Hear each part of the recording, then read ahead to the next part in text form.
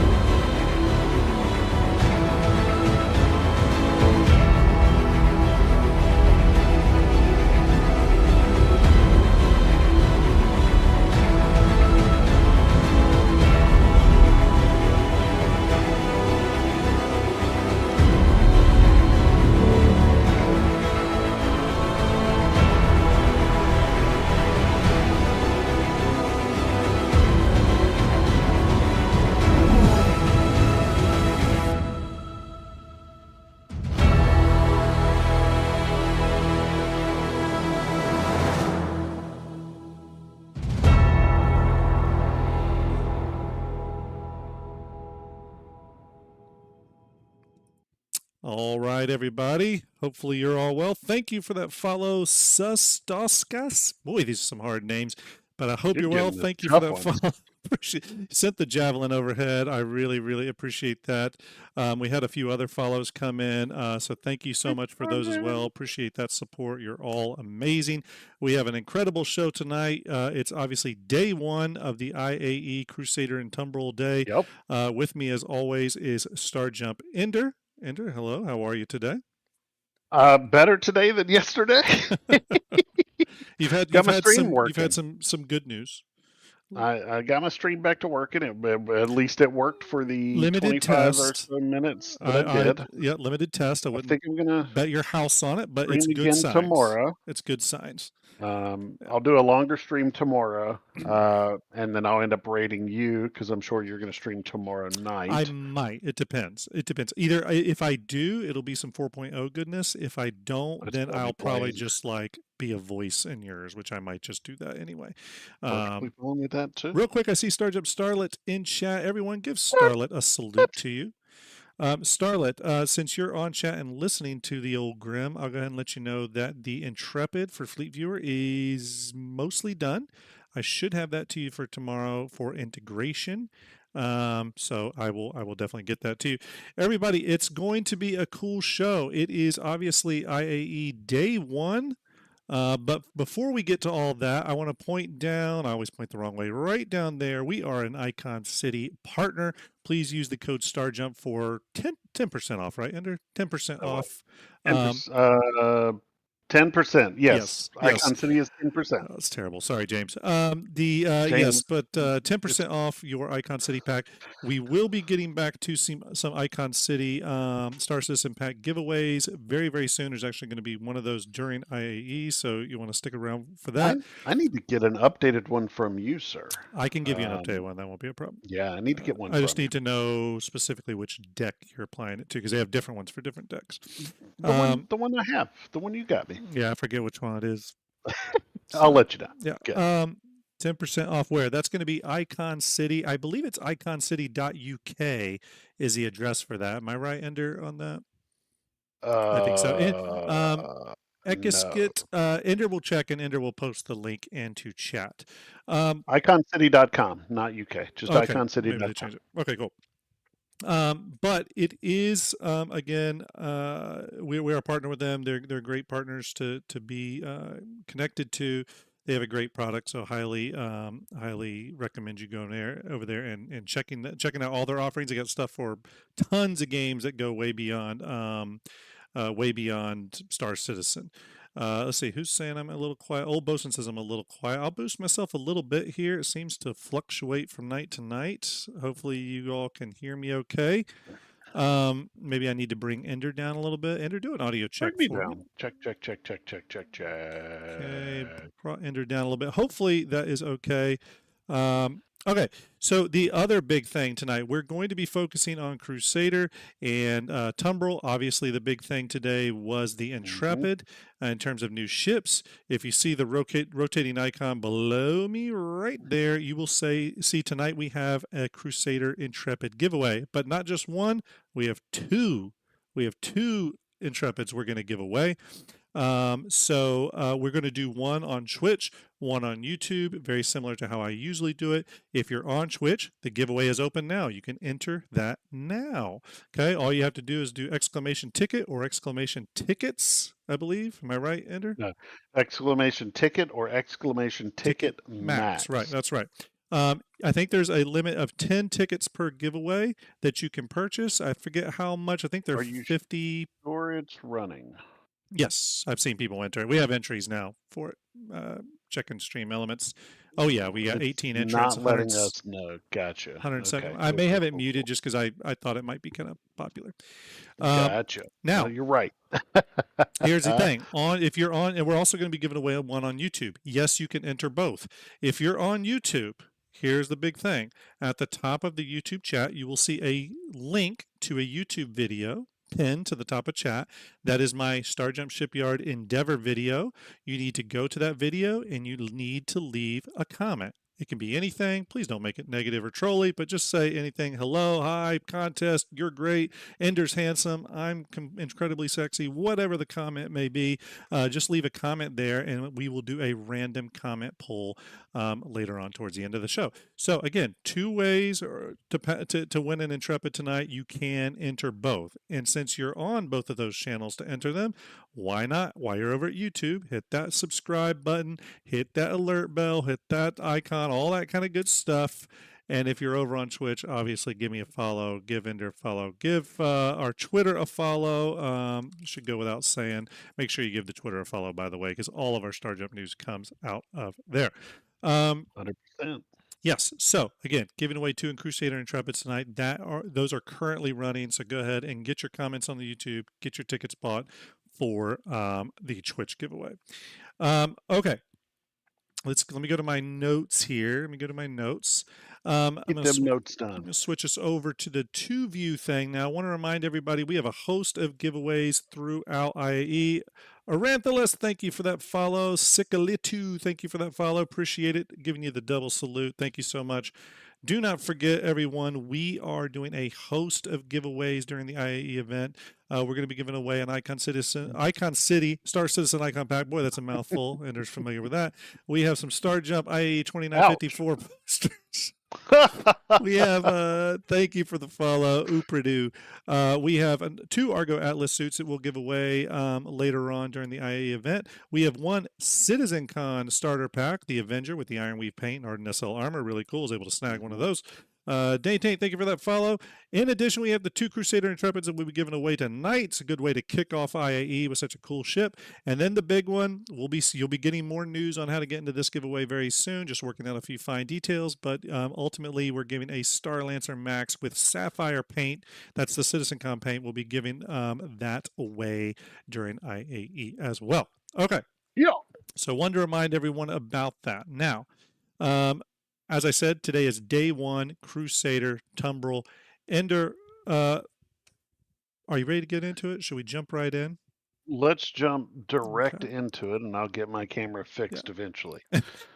As long as it's not pointed down to like your crotch, I think we're good. I think we're good. We're avoiding that at all costs. Bearded Tana, thank you for that follow. Look, everyone, real quick too, before we jump in, I want to thank everyone who's come to hang out and chat. We have about 56, 58 over in Twitch, so we're climbing, 62 over on YouTube. So again, thank you for coming to hang out with us. We really appreciate it. We have a whole host of IAE coverage. Before we jump into day one, I do want to pull up the Starjump station schedule. You can see that right here. We had our pre-IAE show yesterday, which I appreciate Ender joining me for. Kind of a short, informal one, but it was fun to. Short but a fun one. Yeah, 69 Doer, thank you so much. Jimsdit, thank you so much. Again, I'm terrible with names. I had to do that one as like a sound design vocal thing. I liked it. I liked it. You know, Ender, give me two more, but louder. You need to change your name, Ender, to something that is more sound effect based. That may be a good way to attract. I always thought about just calling myself the Dad Bod Bard. I like to run around my house singing. Oh man, and I definitely have a dad bod. So that's so funny. Billy Bob hits the stanky leg. I don't know if you can, or you do need 50 chat channel points, whatever they're called. Ender knows what they're called. You need those to enter, so you may have to hit follow on the old channel in order to. Yours are just called channel points, although points. you do need to give yours, a fun name. I named mine the Ender Bits. I think. So what you're saying is mine's a little too vanilla. Yeah. I mean, come on, man. What are you doing? Billy Bob. Billy Bob, how many points do you have? Hover over that little thing. Tell us how many points you have. Let me check to see if I see you in there. Billy Bob, you have entered. You're in. You have 10 you're tickets. In there. Look at you. Yeah, I'm looking your name already. But Billy, everyone, I don't think there is. It's not letting you know that it's not letting us know that we got the tickets, but it is giving the tickets. Guys. Yes, I don't know. Am I able to change that on the fly? I think once you started the thing, once you've started there's no changing it, unfortunately. Yeah, I wish they'd let you change some of that. Thank you for using the Starjump Ender face. Okay. All right, everybody. Again, you're probably not seeing a confirmation come up, but you are getting entered into the giveaway. I will share my screen later on, and you'll be able to see all the names in it for who have entered, and I'll give everyone one last chance to enter at that point too. I don't know why StreamElts is not signed not to alert people. It was doing it yesterday. But anyways, it's a little clicker that sometimes decides not to click. Yeah, and I can't say I'm a fan. That sounds about right. Obviously tonight is our November 22nd stream. Day one, Crusader and Tumbril will then skip a night. Tomorrow we won't be on. That's Aegis Day, which is big for hull limited ships, obviously, in the Aegis and Idris and Javelin. But we'll be back on Sunday for day 3, which will be Misk and Mirai. Obviously, a big focus on the Star Lancer. And the next episode of the IAE show, we are going to go over the first episode that went today. So we'll be going over that. In addition, we have no show on the 25th. On the 26th, which is Tuesday, we will have day 5 coverage, which will follow RSI. It's going to be all about the Polaris, but I think we might get a little bit of information on the Perseus and the Apollo, so that could be a big day for Ender. I know he's excited about both of those ships. I am too. No show from November 27th to November 28th, so 2 days there. I'll be traveling. And then we will have... Yeah, go ahead. Keep an eye open also for you're doing a Starjump station during the day. Is that accurate? Oh, yes, you're right. On Tuesday, there will be a shipyard episode. Haven't quite nailed that one down. But streaming leading into your stream. Okay, that's still the plan, but that's the idea. And then November 29th, Friday, that is covering days 6 and 7. That will be covering Drake Interplanetary and Consolidated Outland. The reason I wanted to do a coverage day that day, not expecting any new ship sales for that day outside of the norm, but what we are kind of concerned about is, or not concerned, but excited for, is that the IAE show for that day very well could highlight some interesting Drake news. So I'm kind of excited about that. There's been some stuff that have been said by developers lately that make me think that the Ironclad is maybe closer than I thought. And that's obviously paves the way for the Kraken. And Starjump is always going to cover Kraken news, even if it's the smallest hair's breadth bit of news. Ultimately, culminating on November 30th, which is Saturday, we'll do day 9 Starjump Station coverage. This could be the big one, everyone. Obviously, covering Anvil, we know that they are going to reveal the Paladin, which we've got some images of, and the and of course the medical terrapin, if that is your thing. So that's Starjump Station coverage. We are going to kind of jump right into things here. Let me pull up my left monitor. All right, first things first, we are talking about the kind of initial thing that got everyone excited for today, which is the Crusader Intrepid. No big surprise there. Obviously, that's what our giveaway is. We have the Q&A here. I'm actually going to go to the commercial first. I thought we could watch that. So we'll go ahead and hit play on that, everyone. You should hear the Can you audio from send it. the commercial to me? I don't have. Don't have it. Okay, sending that to you now. There we go. All right, everybody. We are hitting play. Mom, Dad, sorry I didn't write sooner. Things have been non-stop out here. Being on my own has been such a rush. I wish you could see it. The views, wildlife, the locals.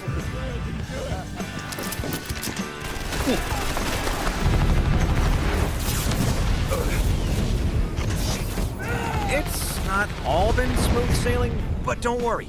If I keep carving out my path, who knows how far I can go? This is just the start.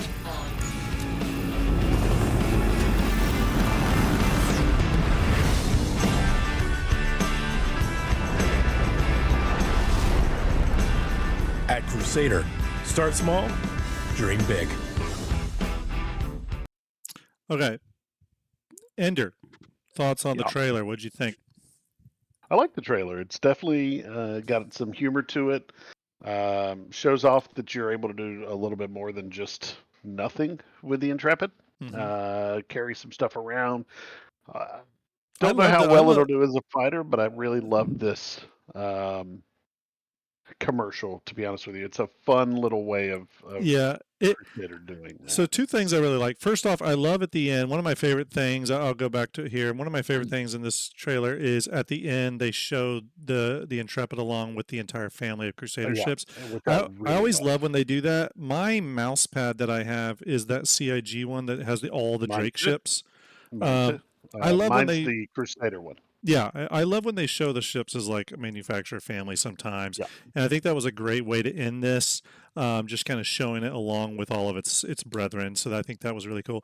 The other thing that I think is fun with some of these ship commercials and has me really excited for the Polaris one is on a lot of these civilian aligned ships. Arcanator, thank you for that subscription. Appreciate it. Everyone, just a reminder, you're not getting confirmations that you bought into it, but if you see a thing come up saying you have too many tickets or whatever, you're in. Trust me. And when I share my screen later when we do the giveaway, you'll see all the names there, and we'll confirm the that. The best way to do it is hit !ticket max and then hit !ticket.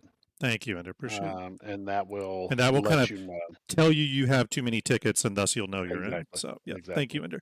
But the other thing, and Ender, I was curious your thoughts on this, is that remember when the F7C Mark II came out, the civilian variant, and this one and stuff, they go with music that's a little bit more like everyday pop rock kind of type music.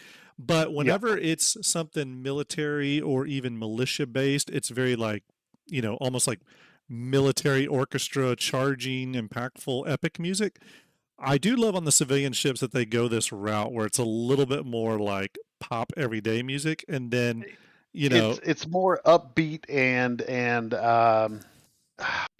there's a word on the tip of my tongue and I can't think of it. Thank you for the follow. Thank you so much. Whoever that was. Yeah. Somebody just sent the javelin overhead. Yeah, it may have been a previous follow. Sometimes it takes a while, but I do like that they kind of give it that different vibe. But what's going to be interesting is when we get the Polaris, right? Seeing what the cupcakes. Thank you so much. Seeing what the Polaris music is, and CIG, I hope you pulled out all the stops for the Polaris commercial. I'm just going to go ahead and say that it deserves it. So, So that's the Intrepid commercial. Before we get into the ship itself, a few Q&A items here. I don't think there was anything huge there. Did you look through the Q&A? I didn't. I'm about to bring it up on my main screen here. So one of the things they said here, one of the questions was, why do we have a lot of starter ships already in the game? Why choose to make another? And CIG just says something that I've brought up multiple times, which is starter ships are a major gateway into the game, and that's absolutely going to be the case when we get to 1.0 and you have the greater greater gaming community descending on Star Citizen. These starter ships are going to be where CIG makes their money. Exactly. The idea there will be to sell a lot of ships sub $100. You know what I mean? Vandred, thank you so much. I mean, those are gonna be the bread and butter of the Star Citizen, ship selling. It's how you get new players into the game and keep them in the game. You know what I mean? They don't have to buy it, and that's the major thing that people got to understand. Even especially new people. Yep. You don't have to buy $5,000 worth of ships to play this game. Yeah. Buy a $40 starter. If you want to upgrade. Yeah. Thank you, Reaper of Death. Appreciate that. Yes, if you're on YouTube, please go to the link pinned, the YouTube video pinned at the top of chat. Leave a comment, and you'll be entered into the YouTube giveaway for an Intrepid tonight. 100%. The starter ships are definitely going to be the where the continued revenue comes. They make a lot more money. They've already said that the Cutter is the most sold ship. Did they talk about anything else here? Wasn't anything. Somebody asked how versatile it is. I like that they said it leans more into the delivery role, so it's not there for combat, which is great. They do talk a little bit about the advantage of having the cargo lifts. I do think the cargo lifts, these little freight elevators, are kind of like the most interesting thing about the ship, other than its styling, of course, that really kind of sets it apart. I did hear someone say, like, well, the one thing that would have made this ship truly great is if they had the sort of like a cutter where they put just a little tiny ramp where you could park like a bike or a PTV or something. And I agree that would have made it cool. But again, not every ship is meant to do everything. And, this is one of those cases where they opted for the dual elevators there. But you know what? You might still be able to get like a pulse or something on there. I don't know if anyone's tried. Because I know the pulse is pretty low. The issue would be getting it under there, but it's possible. North End Trooper question says, with the Intrepid being a starter ship at greater than $60, should there be a sub-tier starter ships between the true starter, Mustang Cutter, etc., and the advanced starter? I don't know if we need a tier in between those necessarily. No, I don't think we do. I think that the starter, the true starter, is a good entry into the game, and then the upgraded, the premier starters, premium, I think is what, or they call them premier, whatever. Yeah, premium. Those starters are honestly much better. I think that going something in between is not really useful. I don't think it's a great use of their time. Yeah.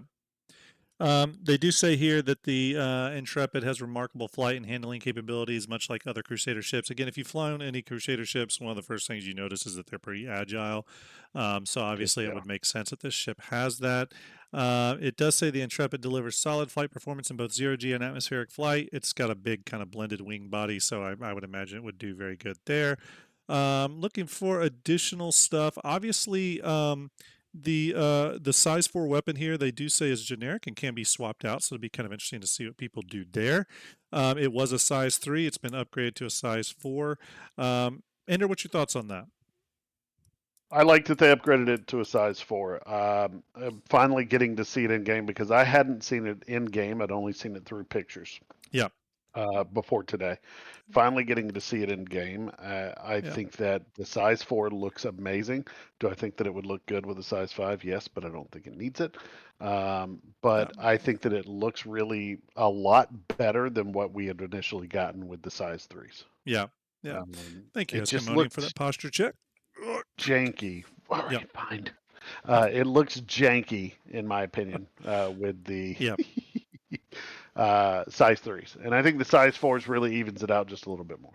Yeah, I agree. I mean, the size 4 does make it look better just from a visual perspective. I will say that, like, from a usability standpoint, the size 3 or 4 I didn't care, because if I'm in a situation where the size 4 makes a bigger difference, makes some sort of profound difference over the size 3, I'm probably in the wrong situation, because this is definitely not a ship I would aim to get in a scrap with. I think this is around, a kind of a ship that you kind of get from A to B. It's not really meant to, like, get into prolonged dogfights, although you never know. Someone may prove me wrong. I don't know. I don't seem like its main task, so I think it's, it's perfectly well outfitted, especially now with the size 4. And I could see some people doing some fun things with, different weapons and switching them in and out and Oh, stuff. So yeah, it'd be kind of cool to see. sure. I don't think it says here compared to so I don't think the cargo areas on the Intrepid, those aren't shielded, by the way, so nothing They're not. unique No. there. Although I think that could have been something kind of interesting that they could have done, although it doesn't really fit the Crusader brand. It could have been interesting if those were shielded cargo bays. That would have added just a little bit extra specialness to it. Sure. But I also see that that's not really a Crusader thing. Well, actually, no, that's not true. They did it in the It MSR. is So what am I talking solely the Crusader thing about? right now. Yeah. Yeah. So actually, that would have, that would have been kind of cool, actually, if they did that. If they do another variant, like a data I running could see variant, them doing a data running variant that would and be cool. putting that. I think that that's exactly what'll happen. Personally, Yeah. see a bounty hunter variant, because I really like to execute, and your idea that that's a possibility. Mm-hmm. I could see them putting a bounty hunter variant out there and maybe upgunning it in some way, shape, or form. Yeah. And then putting a data running variant out there, I agree. and leaving the gun, but maybe making it a little speedier and stealthier. Yeah, I agree. We're going to move on over here to the actual sale page here. Let's go ahead and bring up the Crusader Intrepid sale page. So obviously they got the usual stuff. They got the trailer, a lot of great imagery here, selling the fantasy of the ship. A lot of cool imagery, actually. If you've checked out the ship in game, there shouldn't be anything here from an imagery standpoint that surprises you. But again, I think the ship has a lot of interesting usage of space in it. It does feel cozy and kind of homey, though. So if you're into that in your ships and kind of like that RP homey vibe, they really nailed that with this ship. I think it looks really cool inside. Got a couple different paint jobs, and funny thing here, I'll go ahead and add this note. So when I first saw the paint job, I've always been like, yeah, it's okay. It's okay. It's a little. I always felt like the paint was a little plain for such an interesting and unique body shape, right? Well, then today I saw the other paints, and immediately I was happy. So the fusion paint is really cool. It almost looks like an iridescent thing that can kind of change colors a little bit. Super cool paint job there. The wave front is also cool. The wave front is a paint job they need to bring to the Spirit series for sure. This paint job looks like it was like made for the Spirit series. So hopefully they'll do that. I agree.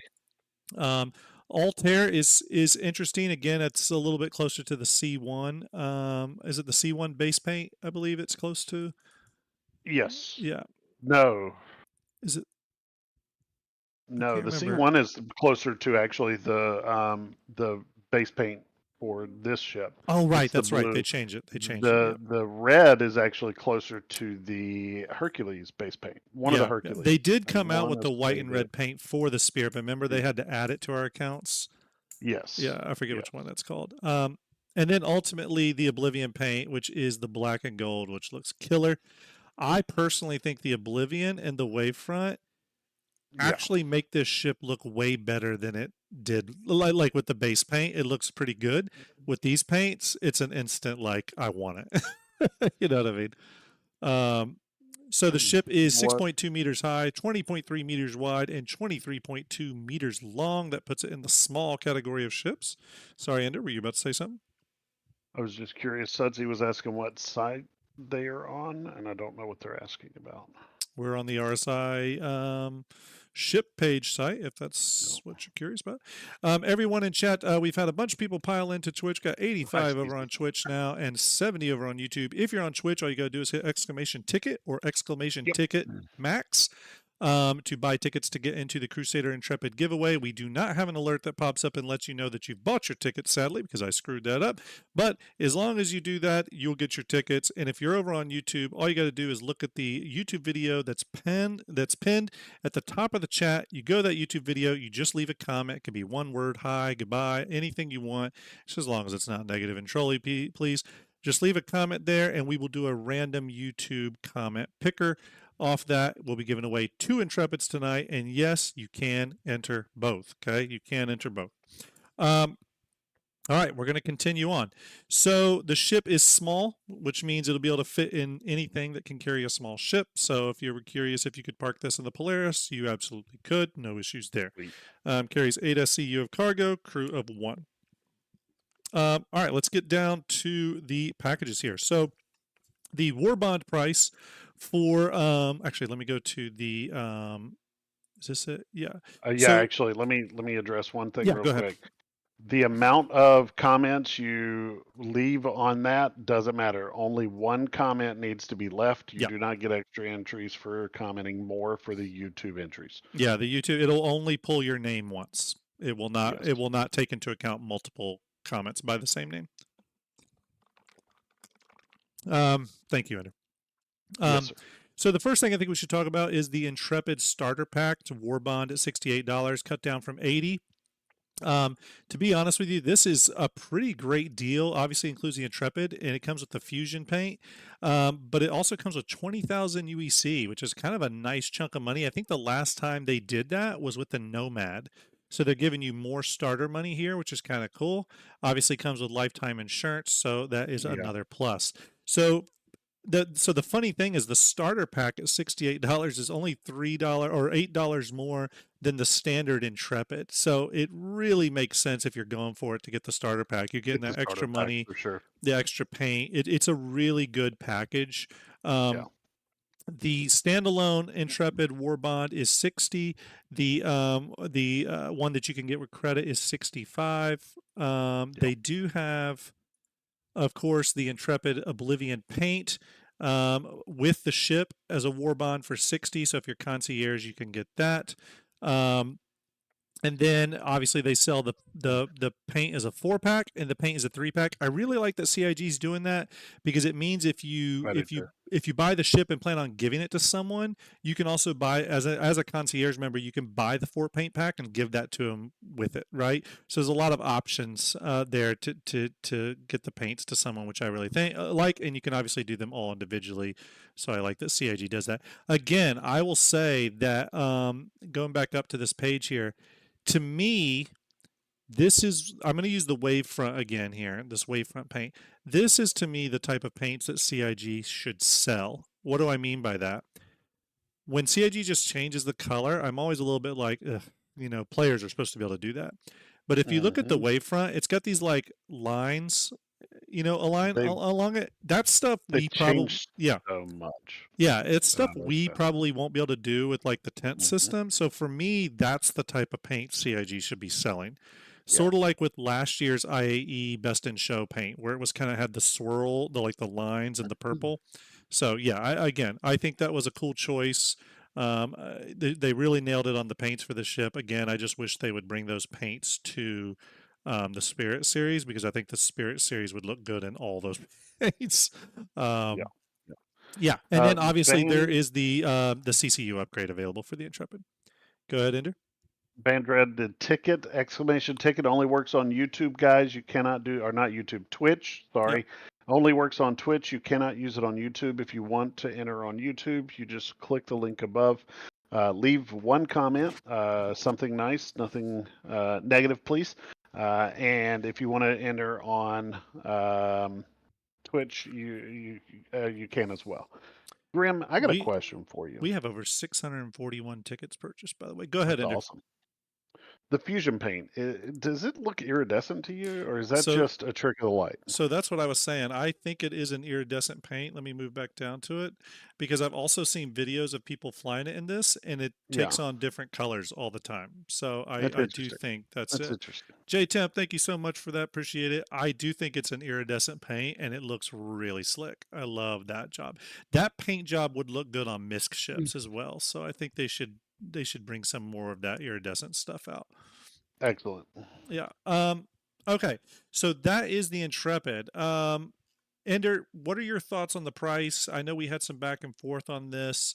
Where do you how do you think they did on the pricing for this ship? I know a lot of people have been out there saying it's a little too pricey for what So it is. I was initially saying that I thought it was going to come in at the 85 or yeah, 75 to $95 mark. Yeah.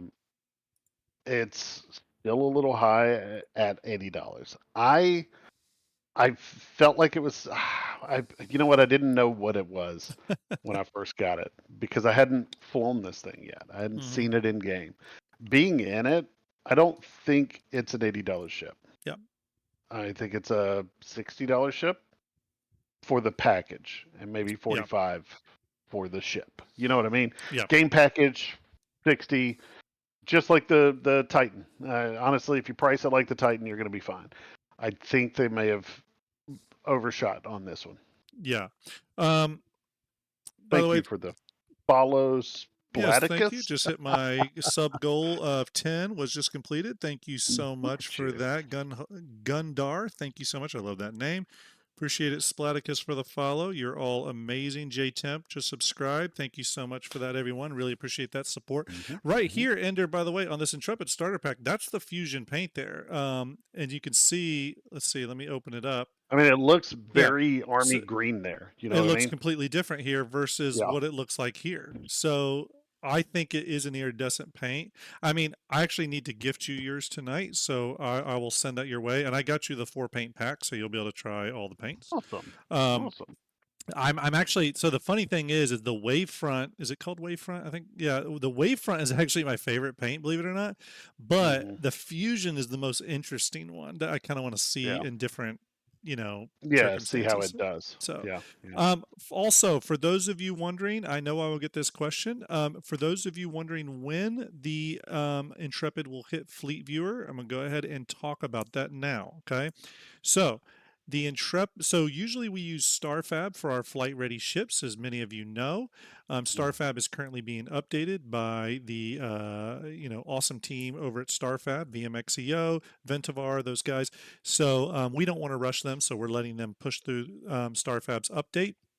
In the meantime, so that you all don't have to wait for the ship to be represented in Starjump Fleet Viewer, I spent about an hour today converting the RSI Holo model into a model that will work for Fleet Viewer.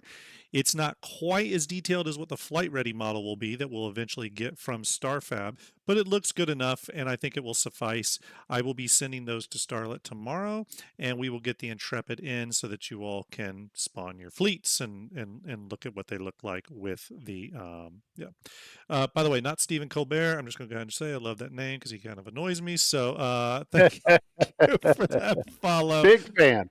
Yeah. Big fan. Yeah. Thank you for that follow. Really appreciate it. So that being said, that is the Intrepid. Now, one thing I do want to do before we move off of Crusader is, the daily war bond deal was the M2 Hercules with 10-year insurance. This is a tricky ship for me. I've always thought that the M2, well, the entire Hercules brand of ships is expensive. The M2 is the one that's always been like a hard sell for me because it's like, it kind of straddles that line. It's combat leaning, but it's still for like cargo and like vehicle transport. Again, I think this ship appeals to a certain type of player and a certain type of org. It definitely has a place. I'm not discounting the ship, but it's for a specific type of player. Okay, but that's the daily war bond deal. Obviously, the usual ships here: the A1 Spirit, the A2 Hercules, all the normal ones. The only disappointment for today, Ender, and I wanted to ask you about it, was I was hoping during the IAE show that they would talk about the E1 Spirit a little bit, but we got nothing. We got A nothing. little upset about that. I really, really want the E1 to get some love and get some information out there. Yeah. But It's nothing yet. so there were some bits found in the code related to the E1 as well as the Zeus ST. We don't really, so it's definitely been referenced. They're referencing it for some reason. But remember, the code base that everyone's data mining right now is technically the 4.0 code base. So this, even though we're finding code strings for the E1 and the Zeus ST and stuff, those could be next year ships. We have no real clue. It does not mean they're coming out anytime soon. Again, there's been times where code string references pop up in the game that don't mean anything. For example, there was a time where a code string popped up for the Banu Merchantman's guns, its primary size 8 guns, and everyone was like, "Oh, the Banu's coming," and it obviously didn't come. So again, that happens all the time. Don't get overly excited. But again, no big surprises there. We did not hear anything on the E1 Spirit, and we did not hear anything on the Genesis Starliner. People probably a little disappointed about that, but the Intrepid at least shows that Crusader's still kind of something they work on. The Spirits were very popular. I think the Intrepid's going to be very popular, and then that's going to push CIG to work more on these backlog Crusader ships at some point. And I think there's a lot of room in the Crusader lineup to fill out other areas too. I agree. I got one question for you, Grim. Yeah, it's a send it. little off the wall. So my understanding, correct me if I'm wrong, I'm pretty Thank sure you, I'm Mr. not. Blackbones, for this description. The Hammerhead and the Gladiator, I know the Gladiator's not. The Hammerhead, I'm almost 95% sure, is not typically on sale, correct? The Hammerhead and Gladiator. So an Aegis ship and an ambush ship, they should be on sale now, and they'll for IAE, and they will be on sale for Invictus because they're military ships. The question is, why did they put them on sale already and not wait for Anvil and Aegis Day to put them on sale like they typically do? Oh, it's interesting. Are they already on sale? They are on sale right now, yeah. It's interesting. I don't know. I mean, honestly, knowing CIG, it could be a website screw up. So it'd be the first time. You're not wrong. You're not wrong. So it could be that. Otherwise, maybe they're just trying to give some of these older ships a longer runway to sell on. Maybe. I just thought it was interesting that they put those on sale this early. Yeah, I'm trying to think. I'm not really sure. That's Quinn, that's a it is great not question. always on sale. Yeah, I don't believe the Hammerhead's always on sale. That's right. Yeah, Darkness. Oh, they're up for the event. So Valisoth and Darkness Muda, Eskimonian, several people, Lazy Donuts, all said Save Stanton events going on. That's why they're on sale. That makes sense. Still an interesting choice for the Save Stanton event, in my opinion. Yeah, I actually think if you go to the Save Stanton page, the ships are on there. Chad, I'm sure, will remind us. Yeah, they do that. The Hammerhead one makes sense. The Gladiator seems like an odd one, but we'll see. Although I'm not, I shouldn't speak on the Gladiator. I've never even flown the ship, so I know a lot of people love it though. I have either. Hammerhead's handy for phase 3. Yeah, I haven't done any of the phases yet. I actually want to. Maybe that's something we can chew on tomorrow. Let's do it tonight, brother, or tomorrow. Hell yeah, maybe even tomorrow. But yes, that's it for Crusader. Again, kind of the usual stuff, except for obviously the Intrepid coming online. It's kind of the normal stock of ships for sale, both flight ready and concept. And then obviously let's swing over to Tumbril Land Systems now. Again, nothing new out of Tumbril. It's the usual stuff, the Cyclone family, the Storm family, and then of course the Ranger bikes, which Ender is a big fan of. Ranger CV, the RC, and the TR. I believe I have a TR, or once did. Again, no word on when or if any of this stuff is coming. I do think we're getting a Tumbril something this year. But yeah, no, a little bit disappointment, Ender, that maybe no Ranger news still, but it's just one of those. At least it's a low-cost item that just sits in your hangar. So if they're not working on it, it's not like you have $300 sitting there doing nothing. You know what I mean? True. That's true. So That's true. There we go. So that is the current ship stuff going on. Obviously, Crusader and Tumbril Day. It's the first day. Tomorrow will be Aegis. For those of you trying to get an Idris or Javelin, this is going to be your whole limited sale day. All I can tell you is now that we're approaching Squadron 42, sometime early 2026 probably, and the fact that both of those ships got some big upgrades from their external looks. I think they're going to sell like hotcakes. And remember, here's an important point: is that those ships are going to go up in cost massively when Squadron comes out and they go flight ready. Okay. Yep. It wouldn't shock me if the Idris goes to $1,700-$1,800. So it just depends. So this IAE and next IAE and Invictus may be some of the last times you can buy it at its concept price or its current concept price. That is not an endorsement to go out and buy it or spend your money on it. You're a grown-ass adult. You make those decisions. But what I am saying is if it's one of those ships you always intended to buy but we're holding off, you probably don't have too many more events. Probably up until 2026 to be able to nab it for the concept price, because I 100% do think that it's going to go up in price. Javelin too. Yeah. Okay, so that's that. I did want to do another thing if everyone is down with it. I thought it would be fun to watch together. We'll do it together and we'll stop and pause and react to some of it. Quinn says, you heard it here, folks. Grim said so. Yeah, buy it now. Grim said so. Spend your money, drain your accounts. That's exactly. I endorse you draining your account. And no, of course not. Eskimoni says, question, do you think they're going to raise the prices for the blade and glaive after the rework? Yes, I do. Not for current buyers or for current owners, though. I think you'll get it because you own it already. But I do think they're going to consider it going flight ready again. And when that happens, there'll be a price increase. I also think, too, because we know how ships are going to be acquired in Star Citizen 1.0, you're going to have to kind of rep grind for certain types of ships. So, for example, military ships, stuff like that. I guarantee you those Vandal ships, those are going to be a rep grind and a half. I think those are going to be very, very hard to get. For sure. Yeah. Hard rep grind. Yeah. You're probably going to have to do something for all the different groups, including PvP. I wouldn't shock me then if you have to get some special plans from whatever. It's going to be a ton of work, I think, to build those ships. So if you want to skip that, and those are ships you've always been interested in, it might be worth it. So Feather says he still hasn't seen the ship. So it was a really interesting show. So I want to go into this. So normally they do an all-ship IAE show. They do an Inside Star System. CIG is doing something very different this time. They're doing what they call the IAE show. And it's really interesting. It's got little bits of comedy and like stuff thrown in there, and it's really it's really varied, but they're kind of fun, and I think it's just an interesting way to switch it up a bit. And they do a really cool fake commercial for this toy brand that's like GI Joe's. I love the It's so Legionnaire good. toys. The Legionnaires. Legionnaires. Very bad. I want the Legionnaires very bad. I know.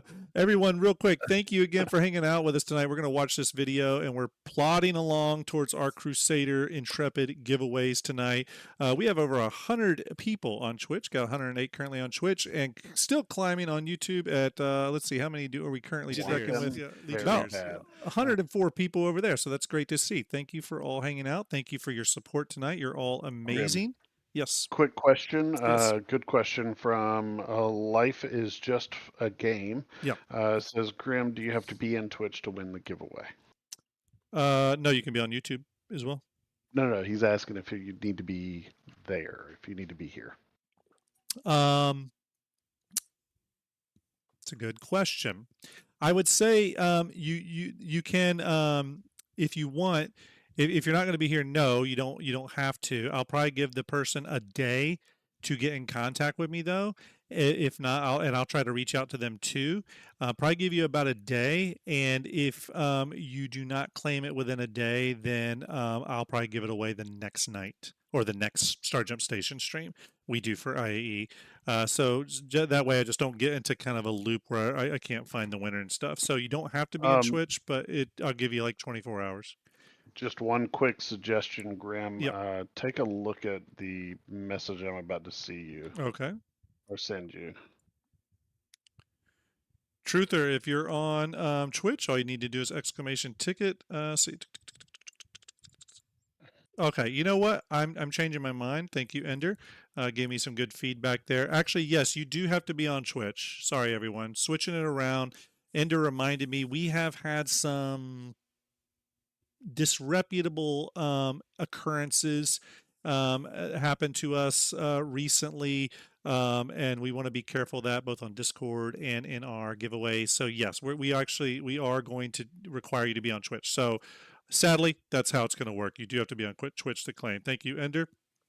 Where was I going? Oh yes, to enter. If you're on Twitch, all you need to do is hit exclamation ticket max or exclamation ticket. It will purchase the tickets if you have the channel points. You can follow if you need to get those. So that's how you enter on Twitch. On YouTube, on the chat window in YouTube there, if you're watching on YouTube, there is a video, a YouTube video link pinned at the top. You click on that. That is my Starjump Shipyard Endeavor video. You just need to leave a comment. Right around here. You can just say contest, Intrepid, whatever you want to put. Just leave a comment, and then we will do a random comment picker here at the end of the show to give that one away. All right. Let's go ahead and watch this video because I do think it's pretty interesting. We'll stop and start every now and then so we can sort of see or discuss certain aspects of it. Down. Yeah, absolutely. Yep. Okay. Go to full screen, and here we go. And Ender, if anything pops up that interesting to you, just let me know. We'll pause. Absolutely. Okay. And that, where's my... From the show floor, the new starter from Crusader. The Intrepid is the newest starter ship from Crusader Industries. Specializing in cargo delivery and lightweight combat, it carries several unique characteristics that set it apart from others of its class. The Intrepid carries its 8 SCU of cargo in 2 freight elevators, which also serve as additional entry and exit points in emergency situations. And while its armament might seem modest, the Intrepid bolsters an exceptional size 4 weapon hardpoint, giving it an edge over other starter ships when piloted well. Whilst this starter ship's distinctive design pays homage to Crusader's larger starfighter ships, its dedicated engineering terminal also ensures efficient operations for any challenges ahead. The Crusader Intrepid looks to be a worthwhile entry into IAE's showcase of vehicles aimed at entrepreneurial pilots making their initial foray into industry. And you can find it on this year's show floor to consider for yourself. Despite official denials by leaders throughout the Empire, sources now confirm the existence of Legionnaires, the UEE's daring, highly trained special mission force. Their purpose, to defend human freedom against Vandal and the forces of tyranny and evil throughout every corner of the galaxy.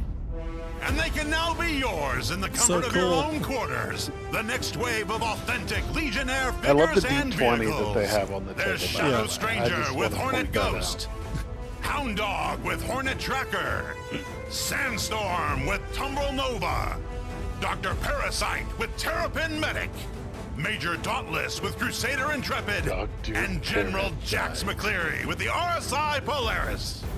And while the UEE may not be able to confirm the existence of Legionnaires, you can recreate your favorite scenes from the hit show on Spectrum. And don't forget to buy 2, so you can always keep one new in box, in case you're ever crazy enough to sell one. Legionnaires, they'll send the Vandal back where they come. So, again, this is really cool, and again, just a fun way to switch it up. From years past. I thought this was really great. By the way, I saw someone ask, if it says too many tickets, that means you just already bought the max number of tickets. You're not getting a confirmation that you bought tickets. Sorry about that. But you are buying them, I can assure you. Just hit exclamation ticket, and then there's a space there, max, and you're good. What did you think of the Legionnaires, Ender? You liked it, you said? I love this little commercial. I'm going to remind you of something that I know you already remember. Yeah. But we had an idea for... Oh, we did. Something very, very similar, but very, very different at the same time. You're right. For this, and I still think we should do it. So I'll give everyone a little bit of a hint. We had an idea. We wanted to riff off The More You Know. See, young people probably don't even know this, but in the 80s, these would play after cartoons, said The More You Know, and it was really funny. It'd be some sort of like safety tip advice or whatever, and we were going to do a series of those for Star Citizen, and we did a test one. It wasn't a full test, but Ender, you know what's really interesting? There's What? AI tools now that would make what we were going to do much easier. We should talk about that. I think we should do it, Grim. Um, Really do. Yes, Legionnaires. Though I thought it was just really cool how CIG did this, and honestly, I really want them to come out with stuff to decorate our hangars and stuff, little miniatures. They've got the I models think, already. yeah, they've got them. I mean, they're right here. So yeah, they could definitely do Yes. these. Yeah. Easy day. I'll tell you, I would absolutely have these, and I could see people actually starting to get like trying to do D&D games with these things. Yeah, absolutely, absolutely. How I think long do you think it'll be until they sell these Legionnaire toys for real? For real? Well, all I'm saying is I think they need to get on the ball and need to come out with some die-cast toys of Yeah. some sort for us, right? That they can sell, that we can all live our gaming fantasies, right? I think that would be really cool. I would appreciate it. Might be a way to get you into D&D for a change. It would be. Honestly, it probably would be. It probably would be. Rainy 01 says, "Are those the new Javelin and Idris rework stuff?" No, they're not. I noticed that too. It's the old stuff. So I think if I go back up towards the front, let me mute here. You can see here it's the old Idris model, old Javelin model. It's the old engines on there. Again, the reason why that is you kind of have to know how the departments within CIG are set up, and I'm speculating a little bit here, but for squadron gameplay demo, believe me, the newest ships are integrated. This video here was probably put together by their video department, their kind of video marketing department, who's been featured on ISC before, and they probably just do not have access to the newest models of ships. Okay, not everything is just disseminated to everyone studio wide, and that's probably because those ships are not even fully done yet anyway. So, Grim, go back to 2 minutes and 20 seconds is where you were, by the way. 2 minutes 20 seconds. Okay, got it. Thank you. And let's go. Okay, we're going to keep going, everyone. Again, one more time reminder, or not one more time, but a little bit of reminder. If you're on Twitch, you just need to do !ticket or !ticket max to get entered into the Crusader Intrepid giveaway. And if you're on YouTube, there is a link pinned at the top of the chat from my Starjump Shipyard Endeavor video. You just need to go to that video, leave a comment. Real simple and easy. Leave a comment. It can be one word, doesn't matter. Leave a comment there. Yes, you can enter both. That is okay. And you do have to be present to claim those, okay? The way it's going to work is if you're on YouTube, you'll need to contact me through Discord. I will be verifying you using a few means that I'm able to do. And then on Twitch, you will need to DM me through Twitch, okay? You will need to DM me directly through Twitch. That's how it's going to work, and I'll try to DM you. Okay, here we go. Continuing on. And I muted the audio. Time to mute. Welcome to the IAE show, brought to you from New Babbage, the site of this year's Intergalactic Aerospace Expo, and your guide to the future of spacecraft and vehicles in the verse. Up next, we discuss A Time to Kill with Rich Tyra, John Crew, and Jared Huckabee. Don't change the channel, it's the IAE show, and it starts right now. I won't pause this long, but obviously this was really nice and surprising to see. I'm glad they did this, something a little different than just like talking about the Intrepid the entire time, which is what I thought they were going to do. This is really cool information on the time to kill, or as John Cruz calls it, time to disable. Again, very important. So let's watch this. All right, thank you so much. Welcome to the IAE show. I'm Jared. We're here talking with Rich and John about the future of space combat, spaceship operations in our Persistent Universe game. There's a couple topics we're going to cover, one today and then two more as we go. I want to talk about something that is at the core of the entire spaceship experience, and that's time to kill. Now, right now in Star Citizen, as players have known it since 2015. Now, is it me, Ender, or has Jared given his hair a little boof, little professional styling there? I think he's styling it up. I think maybe somebody might have said something that hit a little bit in the kidneys for him, and I think he got hit with the blow dryer. Crying again. Yeah, I think he got hit with the blow dryer. That's what I'm thinking. It looks good, Jared. There you Star go. Citizen, as players have known it since says, 2015. Why does Rich look Your like ship he's can take pissed off? I laughed a little bit there for a second because Grim and I spent quite a bit of time laughing at not the last CitizenCon, but the one before IAE. Yeah. and we discussed how angry that man constantly looks. Yeah, it's kind of funny. Well, John Crew, you mean, right? I think he's meaning John Crew because Okay, John Crew constantly looks mad. John Crew always looks pissed off, and I love it. By the way, someone who said it, Dr. Reanimator said Jared unlocked a new hair blueprint. We love you, Jared, if you ever see this, but the hair looked good. Looks like you got hit with the blow dryer. Here we go. Looking great. Cruising along. A few shots, and then it goes, poof, you know, fiery explosion. A very impressive fiery explosion. Shout out to Mike Snowden and his team there.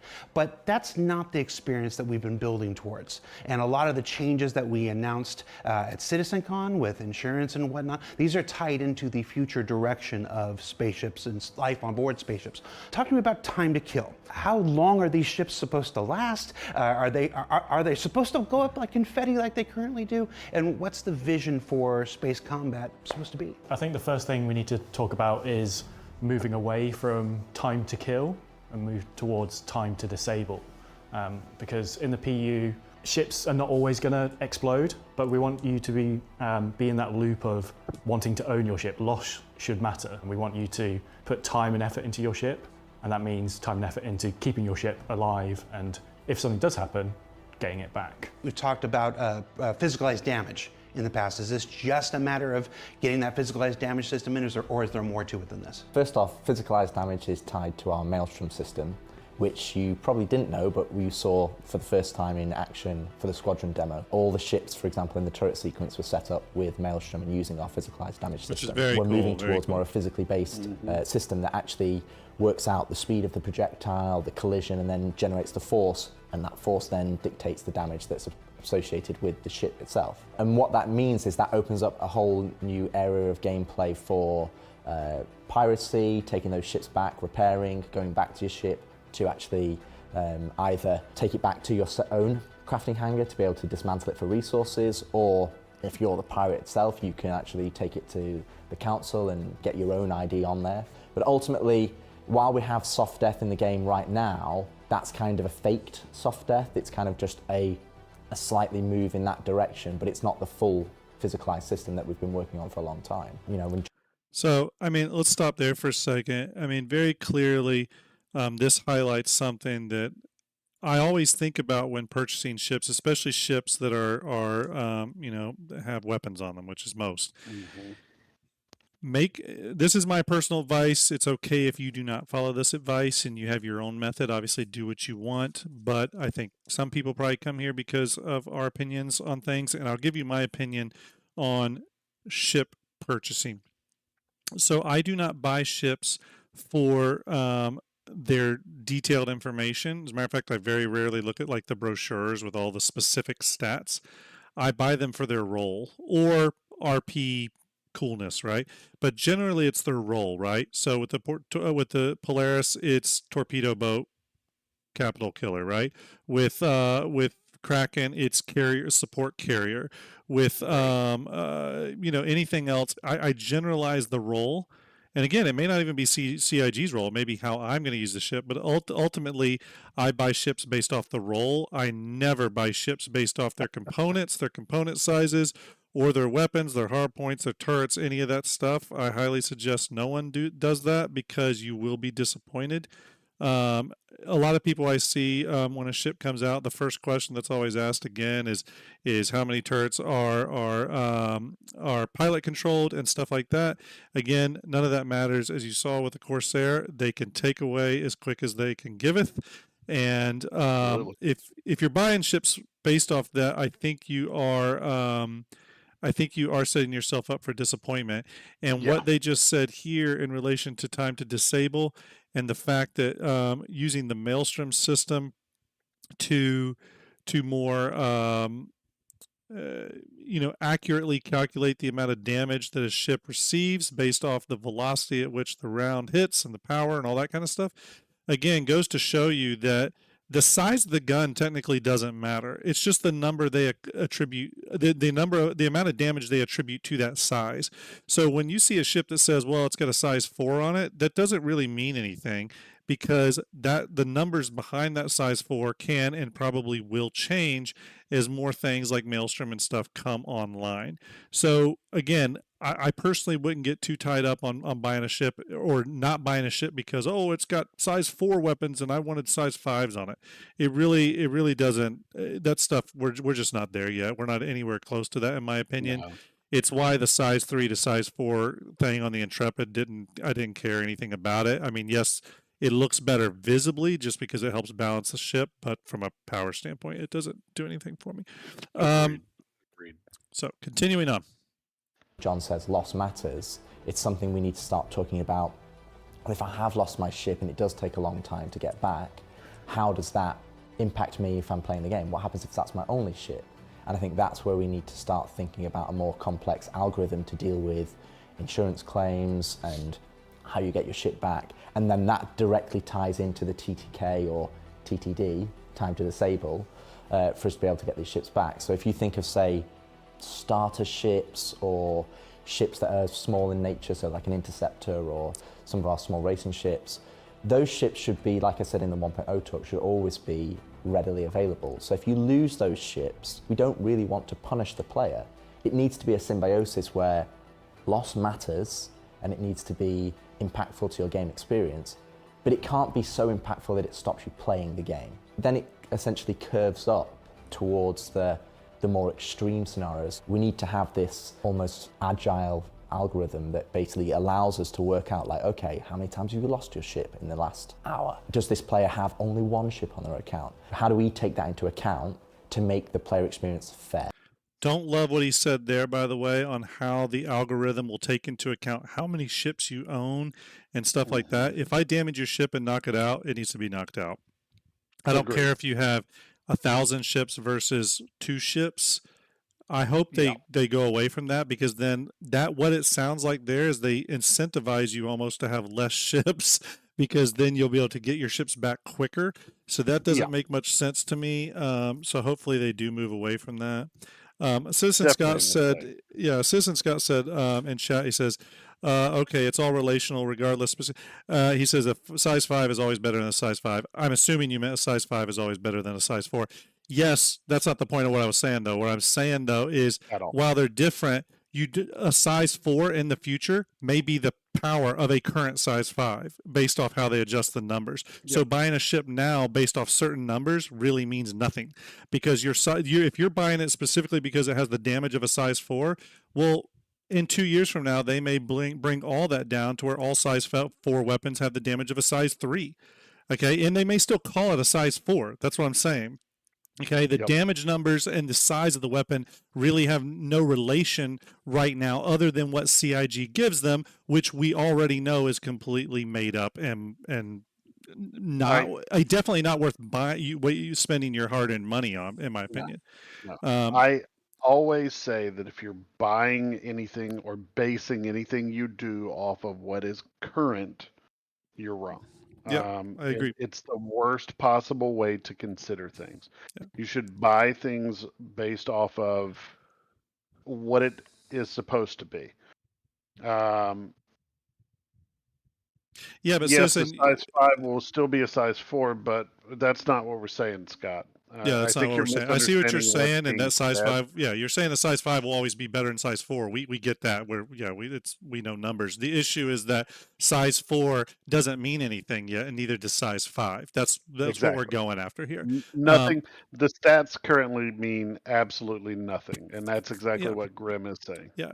Nor does pilot control damage or any of those metrics right now. Again, there's nothing wrong if you want to buy ships based off the generalities of that. Like if you're just saying, well, I want the ship I'm buying this ship because it has a size 5 weapon instead of a size 4. That's fine, but it doesn't tell you anything about the damage that ship is going to do in Star Citizen 1.0. That's where I'm getting at. Yep. Okay. Yep. It doesn't have any bearing on the actual damage that weapon will do in Star Citizen 1.0. Exactly.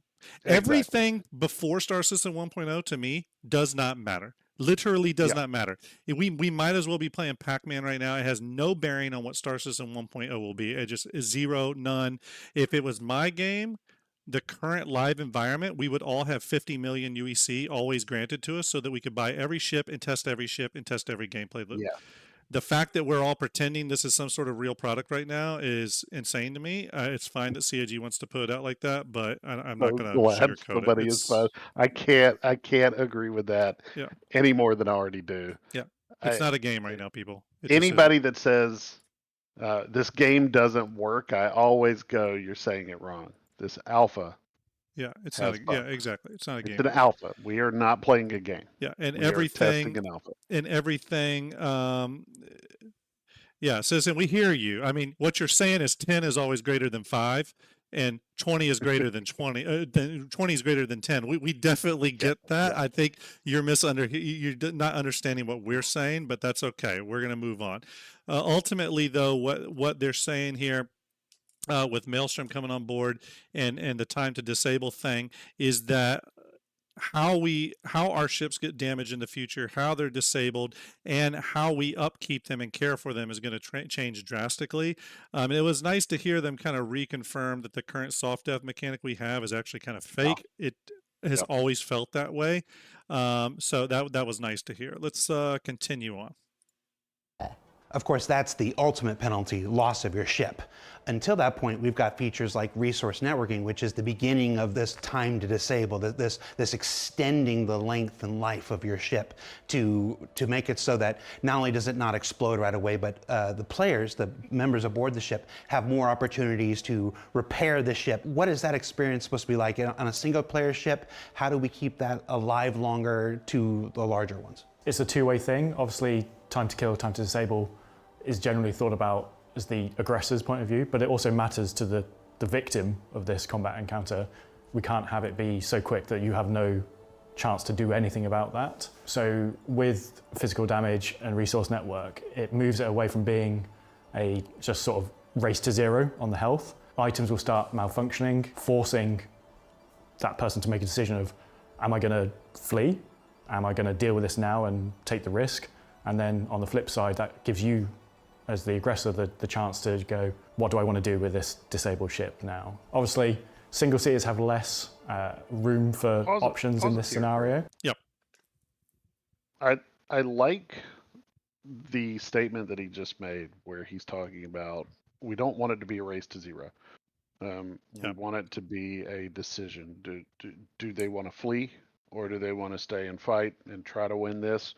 And also, what do we want to do with this ship? It's not going to be, let's go for the explosion. Now it's, what are we doing with this ship? Are we going to salvage it? Are we going to sell it? Are we going to repurpose it? And I like that they're moving towards that because it makes combat more interesting, right? Because it's a chess game now and not just a blunt instrument beating up against another blunt instrument. But also it makes combat worthwhile. You know what I mean? Yeah. And if you survive the fight, you end up with some other stuff yourself. You know, it really seems to me that a ship going boom, like totally boom, like what do they call that core? Like the core going critical. I think that's actually, from what it sounds like, going to be a pretty rare thing. I am assuming the way to do that is what they mentioned before, which is to continuously target the power plant and eventually get it down. However, I wouldn't be surprised if they go away from that as well, and that it's all components need to be driven down to a certain level, like all primary components. So, for example, power plant, quantum drive, like I wonder if you have to get a few of those down to that core critical level, only because if you really want to guarantee ship uptime or disabled time, then it can't be just based off one component and its hit points, and they have said that before. They have said in the past that, like, once the power plant hits zero, that's when the ship goes boom. But it does make me wonder if when a ship is damaged down to the point where it's some sort of hidden, countdown timer starts, are we going to get some sort of like actual countdown timer? Like, I think that would be smart of them to do, to be honest with you. You've got this long to get off or to fix it. Yeah. Real quick, Grim, I'm going to take over some of your duties and help you out here. Okay. Everybody, Grim is doing a giveaway tonight of the Crusader Intrepid. On Twitch, if you're over there, hit !ticket and you will get your tickets. On YouTube, you can click the link at the top that is pinned to the top of the chat. Leave a comment, nothing negative, please. And you can enter both for a chance to win the Crusader Intrepid. You can see it right there, spinning below me. Looks good, Grim. You did a good job on that, sir.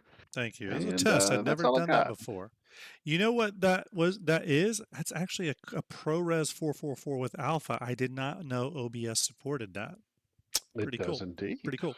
Used to it did not, because I tried it in the past and it did not support it. Yeah. You had to render like MKV or some weird format, and now it does. So it's pretty cool. I noticed it. I was doing something with that project that I worked on where I had to pull it out in ProRes, and I noticed it then. I was like, oh, that is cool. Yeah. So, yeah. And I actually understood that ProRes 444 because of all the work I've been doing lately. Thank you. Restream, we've hit 1,000 messages today with Restream chat. That's obvious. That's really cool to see. XQuint says nothing negative on the YouTube thing, so we can't post a message about how bad Ender loves Akani. No, you can post that. That is okay to post. Oh God, Quinn, I am going to ban you eventually one of these days. Jen Vase, you were exactly right. It's taking you to our year-old Endeavor Shipyard video. Trust me, there's nothing in that year-old video that is not still accurate. We're just pulling random Starjump videos for you to leave the comment on. So all you got to do is go over there. It takes 10 seconds, leave the comment, boom, you're done. That's how we do YouTube giveaways. So, all right, continuing on. I want to point out 132 people in Twitch, 110 last checked in YouTube. Might be more now. Yeah, great turnout. Great turnout, everyone. Here we go. But really, the bulk of that gameplay is on the larger multi-crew ships, where you'll be moving around inside your ship, repairing, replacing relays. The engineer will be diverting power to different systems, just to sort of give everybody enough time to decide what they want to do in that scenario. And there's so many different scenarios that can be done. Sounds like we're building a progression here. Are the larger ships intended to last longer? They have more lifespan. There's more that you can do to keep them alive. Am I sensing this right? Is there a progression here? Absolutely. Thank you, I mean, ultimately, we want you to progress in the game and build your fleet, whether that's solo or with a group. You need to be able to have some level of understanding that you're not going to lose it straight away.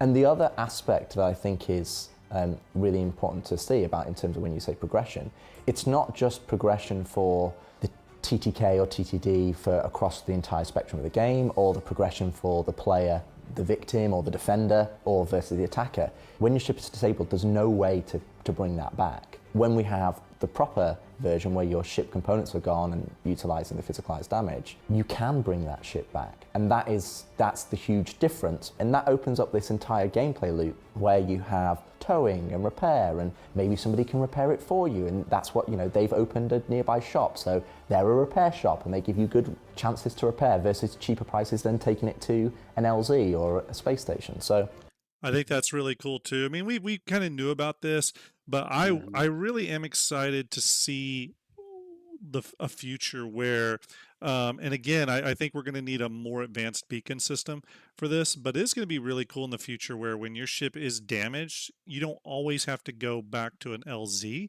Like a major landing zone, and that you could and that you could find someone out in the verse doing the repairs for cheaper. Now, what I think they're going to have to do for that is that's going to be a delicate balance of incentivizing people to set up repair shops or any other shops like that, and in terms of allowing them to undercut, meaning the cost of repairing someone's ship does not put you out of business, but they're also going to have to probably make the repair costs at landing zones, like repair, rearm, and refuel, make those a little higher, like add a premium to them. But that would be really cool. Like I could totally see setting up a little, truck stop somewhere in the verse on Daymar, and maybe you become pretty well known for running it that does ship repairs on the cheap. You know what I mean? Just because maybe you have a really good source of repair materials or something. So here we go. I think when we talk about progression, especially from my perspective, I want to see progression across all the professions.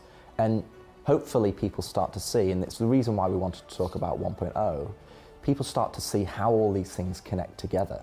There's a reason why we did all these things over the last 2 or 3 years. It's not like we were just throwing a dart at the dartboard and hoping that, oh, what feature is next? We had, it's that grand plan about trying to bring them all together.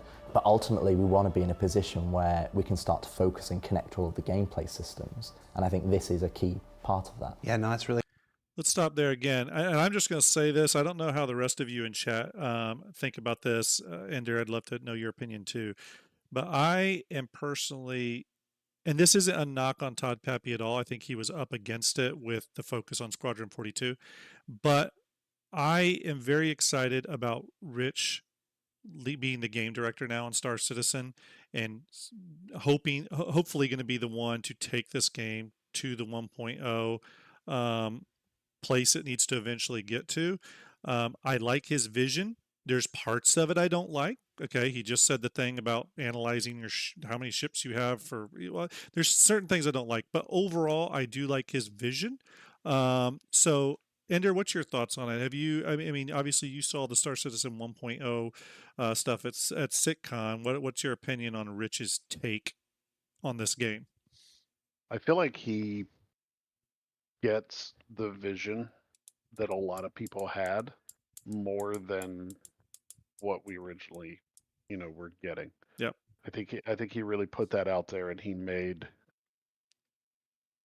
lemonade out of lemons. Yeah. Todd Pappy was great, but I don't think he quite had the vision that was needed to make this game as successful as it can be. And I don't think Todd was ever really given. There were moments where you saw like he had a vision, but I don't think he was ever given the full authority to move forward with the vision because the focus was Squadron. You know what I mean? Yeah. So it was almost like Todd was just the guy like keeping Star Citizen running with a few goals in the far future. So it's definitely not a knock on Todd. I actually really liked Todd Pappy. I thought he was really cool from all the stuff I watched of him. I just think Rich is, for better or worse, because I know some people don't love the Star Citizen 1.0 game vision, and that's fine. That's a totally fine thing to think. But at least there is a vision. And I think that is exciting because here's the thing. Even the vision they've laid out thus far is not going to be ultimately what it is. There's going to be some things that change, 100%. So, it's just one of those things that like it's just nice that there is a vision now. And again, I don't think that is a Todd Pappy or Rich, or like it wasn't a Todd Pappy thing and is a Rich thing. I think Rich was just the lucky person in position to take over at this point. It could have been anyone. I just think that now with Squadron development closing up, the appropriate amount of focus is being put on Star Citizen for a vision to make sense. That it is. It's not a pro-Rich and anti-Todd thing. It has nothing to do with that. It could have been anybody stepping into the director role. As a matter of fact, I sort of feel bad for Todd in that you could tell he was always held back a little bit from really 100%. Being able to put the resources he wanted forward. You can go back and watch the 2017 land ownership presentation that Todd did, and you can see how much all the cool ideas he had. He had lots of great ideas, and I think some of those will still carry over in Rich's vision. But again, I just think we're at a nice place now where that vision can come about, and Rich is going to be the guy to take us there. And obviously, I wish him a lot of luck. So let's continue. Before we start, this TDD, we're going to have to... Yeah, I'm just going to address one thing. Citizen Scott says, well, Todd has legit shipped several great games in his career. Rich hasn't, just saying. So I will agree, God of War 2, God of War, and Ascension are all great games. But they're also nothing like what Star Citizen is. Yeah, and it doesn't matter. It's not an anti-Todd thing. I already said I really like Todd. As a matter of fact, I think Todd was great at what he did. Deliberately held back. I don't think it had anything to do with him. I think CIG leadership held him back because they were focusing on Squadron. So I mean, it's obvious. 100%. It's not. It's clear as day. So let's continue. Here we go. get in the habit of calling it TDD now, doesn't just open up the life of the folks who own these ships in combat. I'm really excited about it opening up, like you said, repair, refueling, rearming, all these things. Absolutely. It's like your ship hull is still there, even passenger transport. Like, hey, I need to get back to my to my ship, but maybe it's still in a conflict zone and everything, so I need help to get back. There's so many opportunities that increasing the lifespan of these ships gives to the game. And just to be clear as well on that front, they're not end game professions either. No. Every profession in the game should have a starting location, so you can become self-sufficient if you want to play by yourself and you want to try and figure it out on your own. But then you can also engage in the community and be online. So there's definitely avenues that are available to you. You mentioned the difference between PvE and PvP. So these changes on the surface sound great from a player versus player standpoint, from a player making their life in the verse, but trying to do some of our more basic missions and realizing that, okay, well, this time to disable change could make some of those missions tedious if it were applied unevenly across. There's two things to take into account.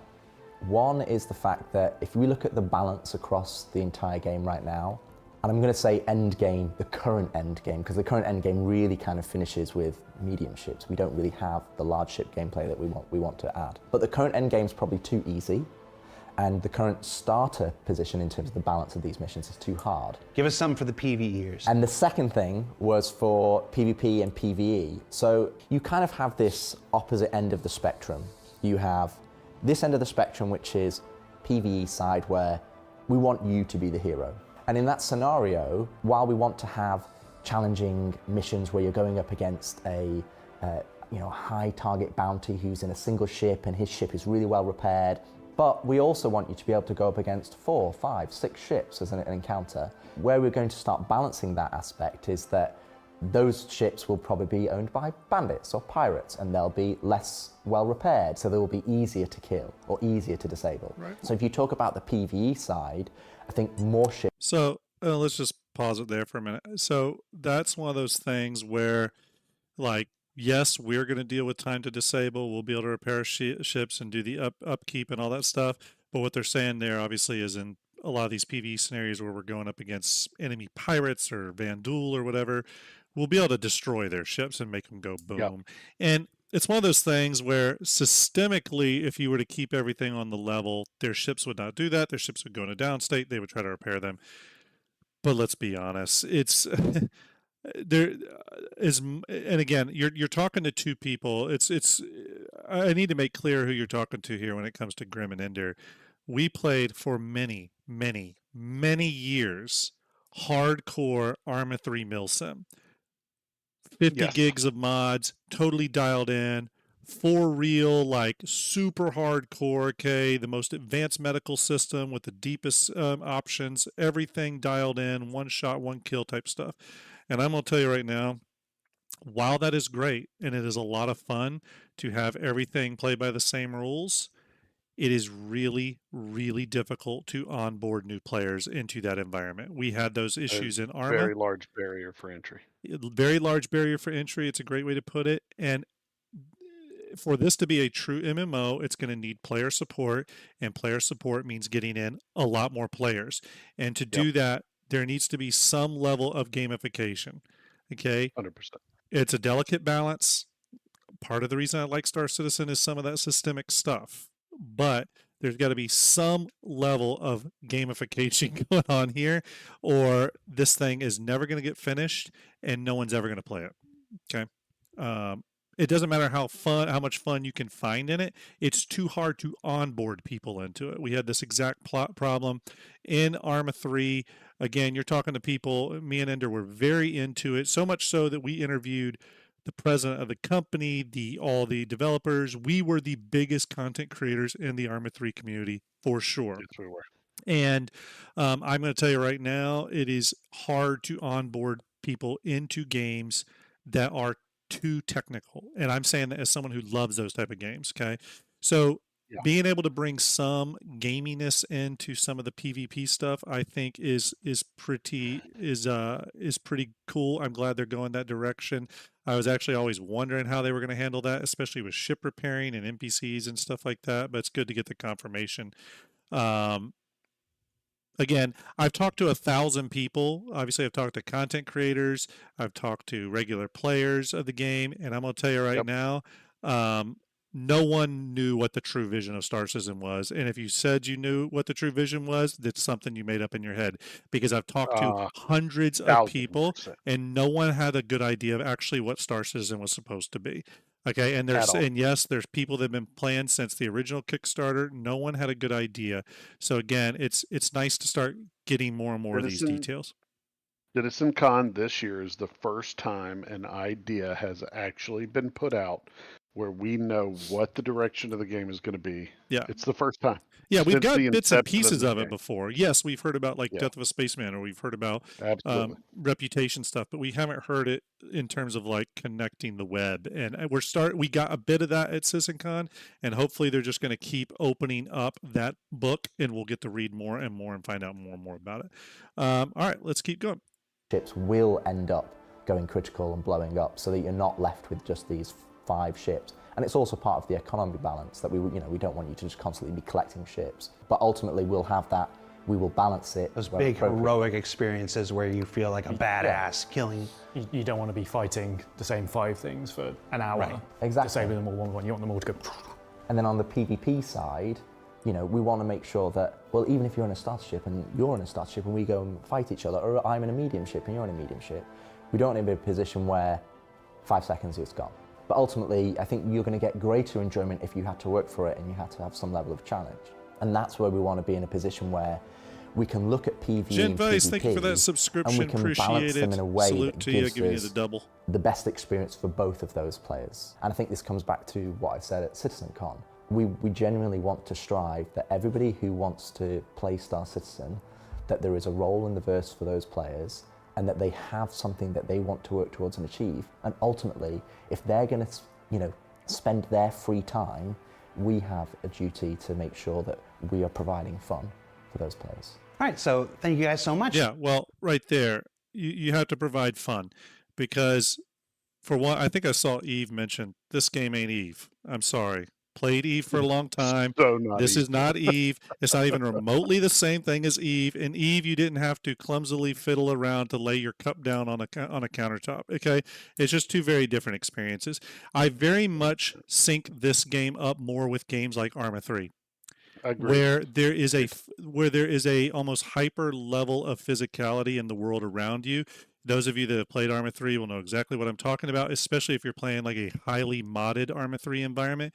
And by highly modded, I don't mean like a simple mod from Steam. I'm talking about 50 to 70 gigs of mods. Curated mods that are constantly changing, constantly updating. Yeah. And again, it's Jim Weiss, again, thank you for that follow. Again, we're talking about 10 years of experience with onboarding people. That it has to be fun.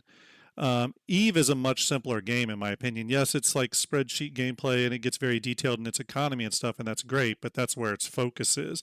A lot of the rest of it's pretty damn simple. I know, I've played it for quite a bit. So again, this is a very different thing, and they're going to have to bring some level of fun in it. That's not to say that it shouldn't still have all the, the high level kind of technical gameplay and knowledge and invested knowledge that a player needs to build to be really good at it. There's nothing wrong with that. It should definitely have that, but there needs to be a smooth onboarding system, a good new player experience, a good opening storyline to bring those new players in. That's key. That's critical if you want a successful game. If you don't want a successful game, then sure, don't have that stuff. Ask all the MMOs that have tried and failed to become successful, of which there are at this point too many to even bring up a movie scroll list full of them. I mean, it just goes on and on and on. So again, it's one of those things that we'll have to see. The proof is in pudding. We'll have to see if they can deliver on this, but at least there is a vision, right? Yep. Let's keep going. We're almost towards the end of this one. That's time to kill or time to disable, new term for the lexicon. Up next, we're going to ask John Crew to take us on a photographic tour of his 4 dogs. It's 2 Spaniels and 2 Labradors. Stay tuned. You thought you had the whole story, but there's still a lot you don't know. This was a fun little nod back to the Bug Smashers videos from way back when. If you ever watched any of those.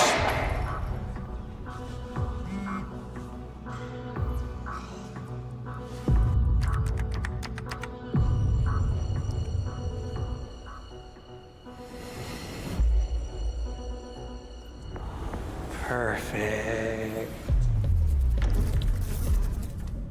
This was definitely Jared's idea of trolling us a little bit. Mark Avon is the bug maker. Prequel shows are all the rage these days. Bug makers. It's easier than the show about fixing them ever was. Welcome everybody to the return of Quantum Questions. Here we go. This is a good one. CIG developer, put them on the hot seat, and make them answer as many questions in under 2 minutes as they can. Joining us on the show this week is Vehicle Art Director, Mr. Ben Curtis. Ben, how you doing? I'm all right, thank you. How are you? I'm doing well. You excited? A little bit nervous and excited, yeah. Let's put 2 minutes on the clock and begin. Who are you and what do you do? My name's Ben Curtis, and I am Vehicle and Weapons Art Director at CIG. Are you any good at it? I hope so. I'll let our backers decide. Yes, Ben, you're very good Jeffries at it. tubes, yay or nay? 100% yes. Why did the Polaris get so many new guns? Because you want capital ships to be able to destroy things. But no, really, it just got PDCs. Speaking of PDCs, are other ships going to get them now that they've arrived with the Polaris? Yeah, we've added them to some existing ships already, and anything kind of capital ship and larger should get them. Does that include the 890 jump? Correct, yes. So just an interesting thing there, you know, if you looked at the Squadron 42 gameplay reveal where Rich was playing, if you've paused it, you will have seen a ton of PDCs are added to the Idris and the Javelin. As a matter of fact, in just one shot alone, I think I saw 8 on top of the Javelin PDC turrets. So capital ships in general getting a ton of PDC turrets. It's going to be really cool. So if you own ships like the Kraken or anything like that, I think you'll see them. It'll be interesting to see if they come to large ships, because I could see them being pretty useful on large ships, things like the Caterpillar, 600i, stuff like that. Now, I don't think they should get a ton of them, but maybe 2 or something could be really nice. In some early Polaris testing, the PDCs were very effective in some of the early EPTU testing. I'm not sure if it's still that way, or sorry, PTU testing. I'm not sure if it's still that way, but it was very effective. So. All right, here we go. Are you happy with the Polaris? Very happy. Me too. Tell us one of the ships from that CitizenCon tease of the next 12 months. The Perseus. Ooh. I think he said Perseus because it's the most top of mind, because it's the one that's the deepest into development. Agreed. We'll see. We'll see about that. Agreed. Can you tell us another? No. Why don't we make more variants of existing vehicles? I think when it comes to variants, it's a balance of backlog ships, new ships that we want to try and do, and then kind of variants, and it's just really getting them slotted in together. If you could make a new variant of an existing vehicle right now, what would it be? A bounty hunter cutter. That'd be cool. What will be the next variant of an existing vehicle? Super Hornet. Retaliator modules. Which Yes. one are coming next? Probably the dropship and habitations, I expect. What was your favorite temporary internal name for a ship or vehicle that never made it to the public? We've come up with a code name, and all I'll say is you've got to catch them all. Okay. Will the Connie get a Mark V after seeing how cool the Zeus is? Probably not a Mark V, but it will get an update. Let's pause there. So obviously, I know some people were really hoping for a Mark V update to the Connie. I knew that was not going to happen, but again, we've all known that updates were going to come to the Connie. I do think they can get the Connie in a good place. One of the biggest issues with it is its interior, just aesthetic needs a fresh coat of paint just throughout the ship. Yeah, we'll go with that being one of the things. Yeah, it's. Just imagine, though, if you could bring in some of the paneling, like the floor panels, wall panels and stuff, and no, everyone in chat, I'm not talking about bringing them over directly, but this style of paneling from the Zeus, bring that into the to the Connies and kind of dress them up a little better. I think they could look really cool. The internal areas of the Connies actually look a little too Drake to me, believe it or not, but like not as good as Drake, where it's a little bit more exposed. You see more of the struts, you see more of the internals. I think if they could just dress it up like modern RSI ships, they would look a lot better. Again, the exteriors are not my favorite out of all the ships because they look kind of unbalanced when they land, but I don't hate the exteriors. It's more the interiors that really bother me. And I think you'll see them remove like the is it the roof and floor mounted docking collar ports? They'll remove those because they're not doing that at CAG anymore. They've all but said that. Okay, here we go. Continuing on. Okay. Caterpillar modules. Give us something tangible. What are we thinking? I think we've obviously got cargo at the moment. I think there's lots of opportunities. We could do exotic cargo. We could do, I know everyone wants a mini carrier or that sort of mini ship. Med base, lots of opportunities. I'm gonna stop it there too. So you heard them talking about the Caterpillar modules. One thing he said there is that kind of mini carrier thing that goes back to some really old original concept art of the Caterpillar, where it was a little bit more of like a battle Caterpillar, and it did have the ability to sort of launch like some small ships on it or something. It was a piece of concept art. I remember seeing it, and there was like bigger guns on the Caterpillar and stuff. So I know that's a little bit of a holdover, but I think it'd be really interesting to see what modules they bring to the Caterpillar. Ender, do you have any modules you would be interested? Are there any modules that would make you interested in a Caterpillar? Let's ask it that way.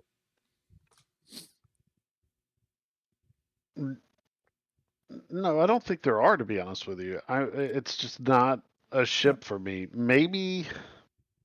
No, I don't think I have any. Maybe a executive, like a transport module for making it an airplane, but even that's not 100% something that I would buy a Caterpillar for. It's just not a ship for me, to be honest with you. The only thing I think it could like a good variant for it that I could see, and I think this would still be a niche ship, don't get me wrong, is I could see a variant where it has a ton of drop seats in it, and essentially the goal of it is that you pull up next to ships, you open up all the doors, and just tons of your troops funnel out in EVA or whatever towards the enemy ship. I'm gonna change my Who's answer. But why though? Thank you very much for the follow. Thank you for the drop follow. a pillar. Yes, thank you, Shipasta. Because of something that Valico just said. Okay. He said missile modules where the missiles fire vertical, like a nuke sub.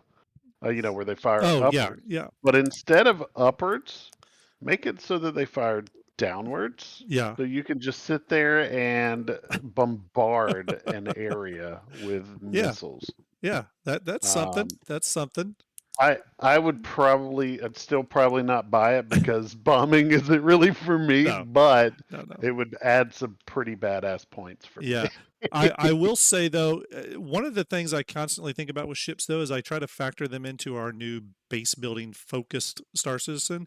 I could definitely see a manufacturing focused Caterpillar with tons of manufacturing things in it. The crafting stations. That could be kind of cool. Ranson, I do not want mechanized suits like that where they're combat suits. I think that would take away from. A lot of people want that though.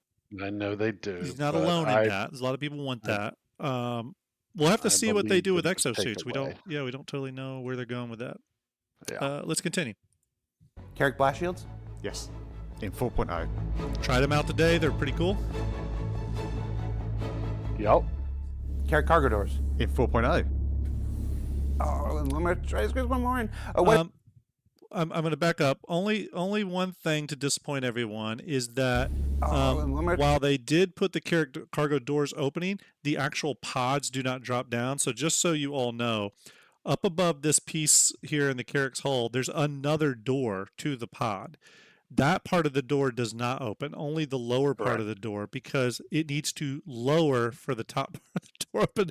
So because it don't lower, it's still very difficult to get the damn cargo in the Carrick. So obviously there's some issue for why they have not made the Caterpillar doors lower or the Carrick doors lower. Maybe there's some sort of tech issue there. I don't know, but regardless, kind of sucks.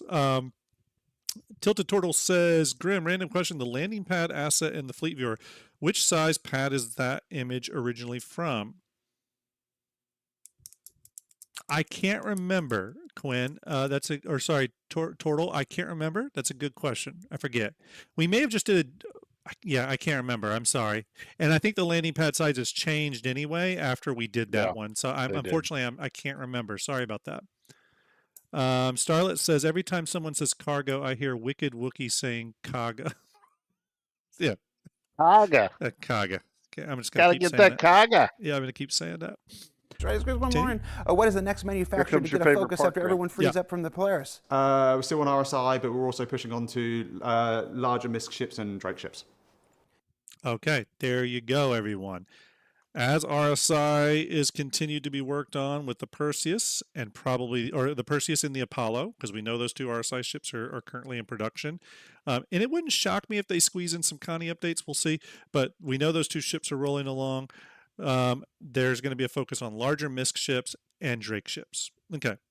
So let's look at the pool here. Without, I love that I paused on that image of Ben. So what that says, honestly, from the MISC side of things, I think the next big ship from MISC, besides the TAC and the build, which are currently in production, I think the next big MISC ship will probably be the Odyssey and probably the Hull B. I could see those getting done. Both are usable now. The Hull D and Hull E, they probably could wait on a little bit. I think the Hull D carries 20,000 SCU of cargo, which is crazy, and the Hull E is 98,000, so I don't think we're near that yet. So Hull B and the Odyssey and the Expanse. I think the Expanse is another ship they should do from MISC, the refinery ship. I do see that coming online. And then with Drake, we only really have two, unless there's a new one coming, there's only really two Drake ships left to build at this moment in time. And that is the Ironclad and the Ironclad Assault, obviously same ship, essentially with some changes to it. And then, of course, the Kraken and Kraken Privateer, absolute monster cap ship. So we'll hear. I have heard that there is a desire to get the Kraken done. I'll leave it at that. And I've heard the Kraken. Yeah, so I think there is a desire for CIG wants to get that done. So we'll see. We'll see. Let's continue on. We're almost done with this episode. And what's the deal with the long dash of the Starlancer? It's a subjective choice, and I thought it was really cool, and some people don't. I think it's cool too. All right, let's find out how you did. And so after part one, Ben Curtis sets the standard with a... That's pretty much the end of that, everyone. Again, I just thought it was a fun video. I like the way they did it. Real quick though, it felt very fun for sure. Yeah, it was fun. It was lighthearted. It was cool. Okay, we're getting close to our giveaways here, everybody. Getting close to our giveaways. Couple last-minute things. Again, do not forget, if you're on Twitch, it's !ticket or !ticket max to get your tickets. If you're on YouTube, you want to go to the video, which is a year-old Starjump Shipyard Endeavor video. It's pinned up at the top of the chat. You want to click on that, leave a comment. You'll be entered to win. Real quick, though, before I close this out, I want to talk about two more quick things. The first one is the sneak peek image that was just displayed today. Pretty cool. It's obviously showing a some sort of setup, like little outpost being set up. I thought it was really interesting seeing these cut trees. I don't think that's something we've seen before. It's not, no. Yeah, so I think that's kind of cool. And then obviously we have the Guardian sitting back here in the distance. Very obviously the Guardian. Again, if you have not seen that ship before, it's actually been leaked for a long time. It's about 6 months. That's the ship there. This is a very early concept model version here, so it's possibly changed. But that is the Miss Guardian, and you can or Mirai Guardian, you can kind of see her parked back here. But I was actually more excited about the cut trees and just the outpost sort of thing. It looks like they're setting up something here. I thought that was actually pretty cool. So yes, that is a Guardian to the left. Last but not least, I wanted to bring up, not a lot to talk on these yet, but we will be talking more about these soon. Very early from the video leaks, or not leaks, but images that were flashed during the IAE video today showing the Anvil Paladin. Okay. The last we heard, we were pretty semi-confident that the Anvil Paladin was somewhere around the 124 meter mark. Confidence Mhm. is still decently high on that, but I have started to waver on that a little bit based off a few bits of information. I think Execute probably is too. Starting to think that this ship sits somewhere between Redeemer and Retaliator size, so somewhere in that neighborhood, just based off a few clues that we've seen. Here's an image of the ship from the back. Again, just basing it on a few clues that we're seeing in the image, we're starting to think something like maybe somewhere between Redeemer, Retaliator size. Tilted Turtle says, this is why I asked the landing pad size. Okay, so Turtle, you're doing exactly what me and Execute were doing, basing some of the landing pad lines on that, and I don't know. I'm sorry. But that's what we're currently thinking. What this ship Now, looks like to me is it looks like it's got some Valkyrie DNA kind of coming into it. yeah, I can see the Valkyrie for sure. I'll be honest, I'm starting to think that it's more MSR sized than Even smaller. Well, MSR is 56 meters. The Redeemer is 51. Oh, you're right. You're right. Yep. You're right. So I'm thinking it's more MSR size. It looks MSR sized from this. Yeah.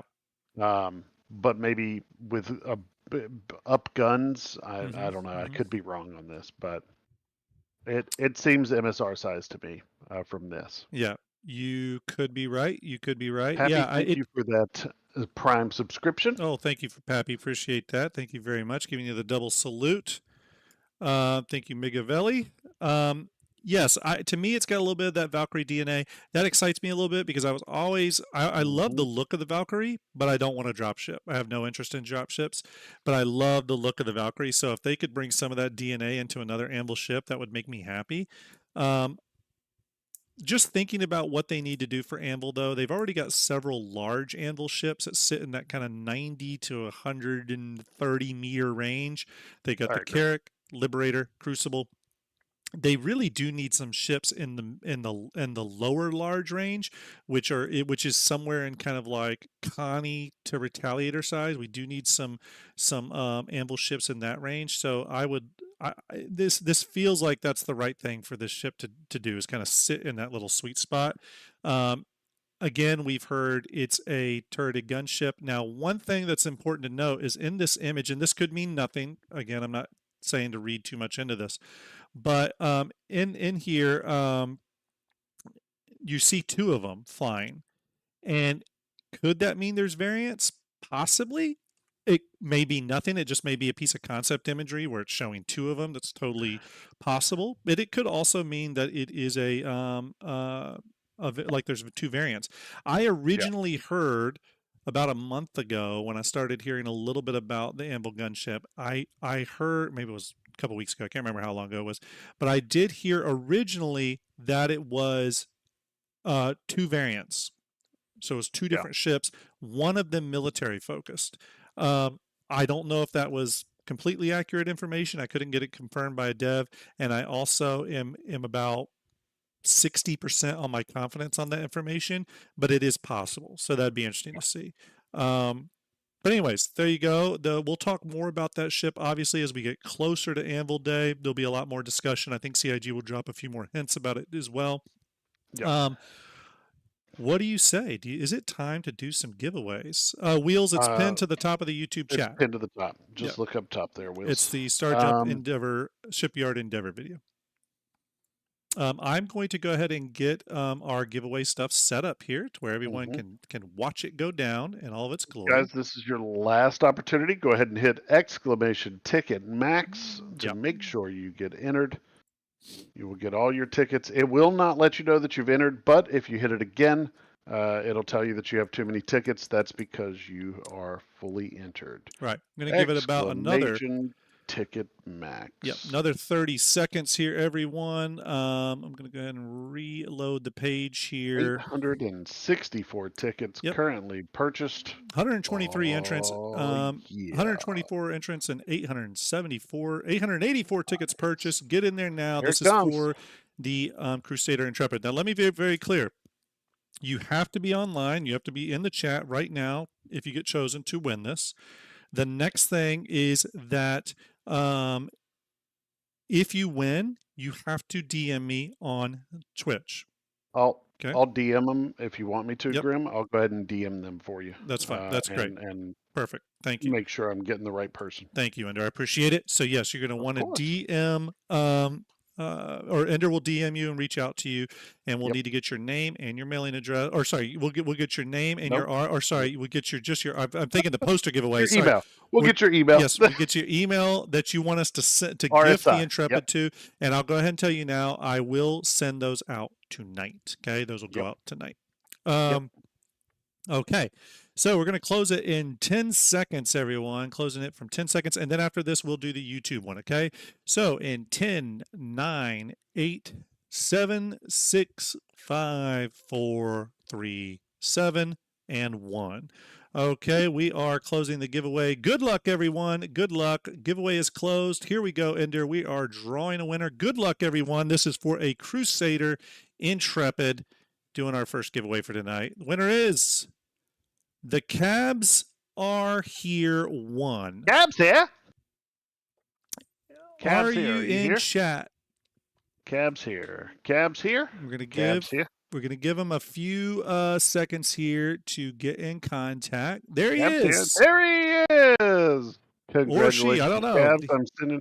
There they are. Yes, sending you a message now. Cabs, Starjump Ender will DM you now on Twitch. Look out for that DM. We will get your email, and I will send the Intrepid out to you tonight after the show, okay?